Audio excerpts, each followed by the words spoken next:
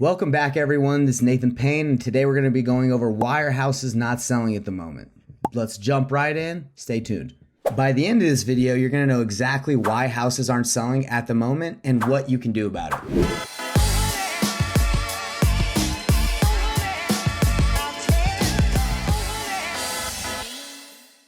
I'm going to explain to you why houses don't sell, why they're not selling at the moment, and I'm going to give you an in-depth breakdown with one of my students on why her house wasn't selling on one of the houses she was trying to wholesale and why her friend wasn't able to get it sold. So first, why don't houses sell? Well, there's a lot of reasons why houses don't sell, but primarily what I see is location. If you're in a bad neighborhood, a bad school area or district, it's not going to sell as well as something that's in a great location. So location is huge. Another reason why homes don't sell is the condition. A lot of people that are buying homes on the MLS, they want to move into something that's already done, ready, fixed up. So a lot of people try to sell their homes as is. And if you sell your house as is, you're going to run into less people that want to move into a house that they got to fix up. So those are some of the reasons why homes don't sell. Second, the reason why homes aren't selling right at the moment is mainly because interest rates have skyrocketed. They were down at like 3%, 4% during the pandemic. Now they've risen all the way up to 6%, 7.5%, 8% if you're looking for an investment property.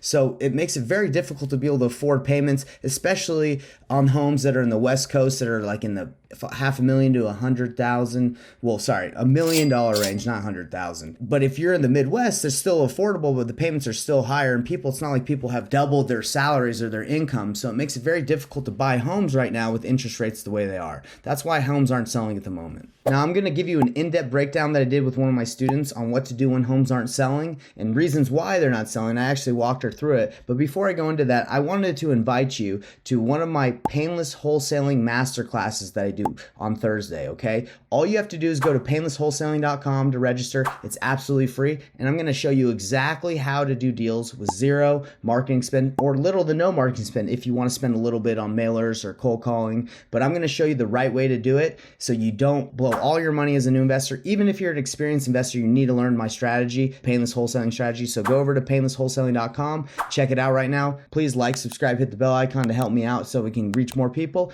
And let's dive right into what I told you, the breakdown that I did with one of my students. Check it out. Rita, let's talk about this deal you got. First of all, before I even talk about the property, like the condition and everything, I'd like to know the situation. What's going on with that, with the prop? Why is the seller selling?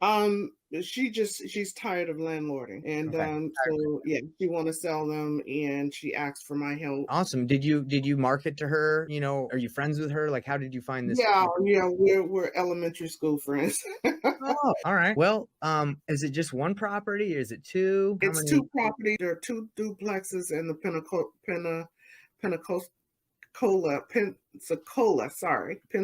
Florida area. Well, let's dive right into it. You don't mind sharing if you want to text or message me, or actually you can just tell me the address and we'll look at it. The first address is 1360 Langley Avenue. So do you have batch, Rita? I don't have it. Okay, that's fine. I like to use batch just to get general information, and then for comping it's good, but I also like to check Zillow. I like to use both. Let's search this one. Let's see what we got. All right, so here it is, and you're saying it's a duplex, is that right? Mm-hmm. And it's active right now, so that means she has it on the market. If you're gonna wholesale this, or I'm assuming you're trying to find a cash buyer for it, is that right? Yes. Okay, so if you're gonna wholesale this, most cash buyers are gonna look at this information and they're gonna say, hey, this is active. Why would I work with you if I can just go directly to the listing? So you would have to be able to present this offer to someone that's a cash buyer at a lower rate than what it's listed for. So tell me, your friend must have told you, hey, like bottom line, I need to get this. I have it listed for higher. Did she tell you a price you'd be willing to accept? She want the 350. So you're gonna have a difficult time trying to sell this, find a cash buyer for this deal, just because she's not giving you a discount to give it to someone for them to be motivated enough to take it. Because if I go to my cash buyers list in Pensacola and I say, hey guys, I want to sell you this house that's listed for $355 because you need to make some money, right? Or $350. They're going to say, look, we've never worked together. There's really no value that you provide by bringing me this deal, unless this is already really, really discounted and such a good deal. If it's been listed on the market since October 6th and she still doesn't have an offer, I'm assuming that she hasn't got an offer she likes yet. Right. Yeah, so this won't work. I'm just letting you know. So this one, I would call her and say, hey, look, I'd love to help you sell this, but I'm not going to get any traction on this. I'm not going to be able to get this done for you unless you can give me you know, maybe your bottom line, bottom dollar of what I need to get this done for, and then I can probably find somebody. But it just won't really work. So I'm gonna look up here on Batch. We're gonna see what duplexes have been selling. So these are some properties that are selling in the area. This one is currently listed at 275, about the same square footage. So look, there's another duplex for sale for 275. That's about the same age, same square footage as hers for 275. So no wonder no one's making any offers on it. There's another one on the market similar to hers. So that's not a good comp for her. Yeah, so she's got it listed for higher than anything else that's sold within the last year. So yeah, your game plan is to just call her and say, hey, what's the bottom dollar you need? Because 350 is not, I can't get it done for you. All right, all right. Is there another one? Yeah. Okay, what do you got? The other one is 101 Eleanor Court. All right.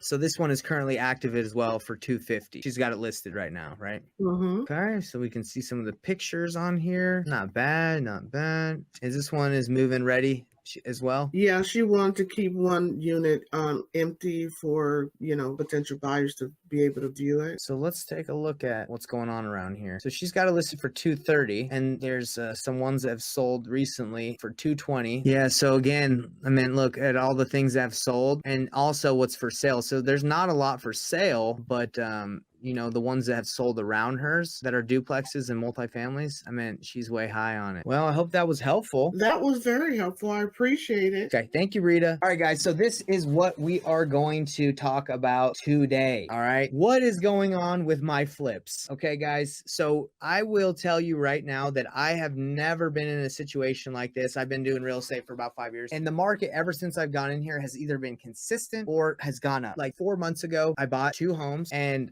they just got finished getting done flipped like maybe a month or 2 ago, and they're not selling. And I'm not prideful enough to say like, oh yeah, like I can sell everything, anything. Like stuff happens. So what the heck do you do when stuff happens? I had to run math for the first time to find out what my exit strategies are on this house that's not selling. I have a hard money loan on one property, and I borrowed about $366,000. The ARV was $500,000 at the time. So, and we put in about 40. So we were looking at making about 50 to 70K on a flip at the current market. Right now, the house is not selling, and we have lowered it to 459. So if we did sell it currently at 459, we'd make a profit of like 20-30K, but it's not selling. And if we keep dropping it, it's might sell, who knows. The house is not selling because the market's crazy. What the heck do you do? So option 1, sell and lower price. So this is option 2, everybody, rent it out. So what that means is don't refinance out of it. Don't do a rate and term refinance. Don't do a cash out refinance. Just rent it out currently. So right now, let's see if Batch can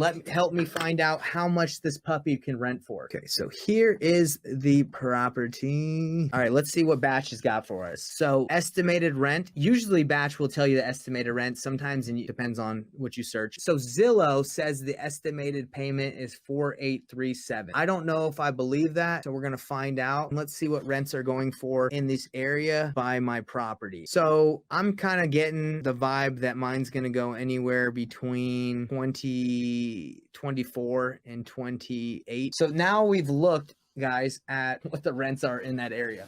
Who can give me the next option we're going to go over? Seller finance. So if I buy this house, I get out of the hard money loan, refinance out of it, and do a rate and term refinance, pay off the hard money lender, then I can sell it to someone on term. So let's look at what that would look like. Let's say 459 again is what I need to like break even, because there's actually, when you do a seller finance, when you do a refinance, you have to pay fees. So it's going to cost me like 10K just to get the money out of the hard loan. So at 459, they told me, the lender said, because this is not a personal residence, it's going to be 8% interest rate. So we ran the math on what he's willing to lend me. It's going to be about $2,500 just for the payment. That's the mortgage payment. Then it's going to be about $300 on taxes and insurance. So we're talking about $2,800. If I refinance out of this and I just to refinance out of it, my payment's going to be this much. Then I can go and sell it to someone on terms, and then I'm obviously going to have to charge them probably around the same interest rate that I'm getting. What's number 4, everybody? We've already gone on lowering the price, renting it out, seller finance. What's the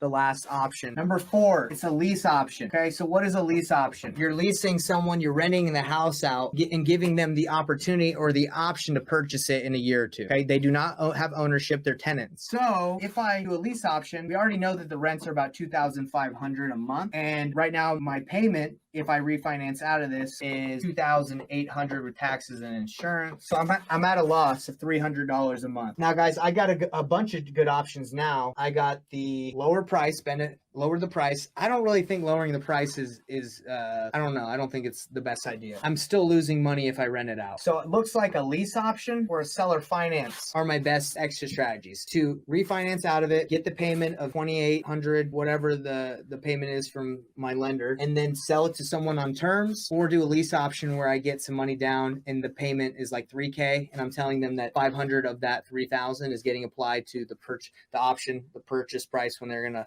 exercise their option in 1 year, 2 years, whatever it is. So if you are in a bind right now, you have a house that's not selling, you have 4 options. Lower the price, take a loss now, rent it out currently, and have it cover the hard money loan payment or close to it and take a loss slowly. Do a seller finance deal, refinance out of it, sell it to someone for a higher interest rate than you have, higher payment, and get some money down. 4, lease option, and tell them, they can pay a little bit more, and you'll apply some of the money, that extra money that they're paying higher on the rent, towards the purchase price. Well, I want to thank you for making it all the way to the end of this video, and for that, I'm going to give you a gift. All you have to do is go to painlesswholesaling.com. If you attend my masterclass, it's absolutely free. I'm actually going to give you my free assignable contract, the one that I actually use in my business. If you go to the masterclass, I'll hook you up with it. So go check it out, go register. I'll see you there.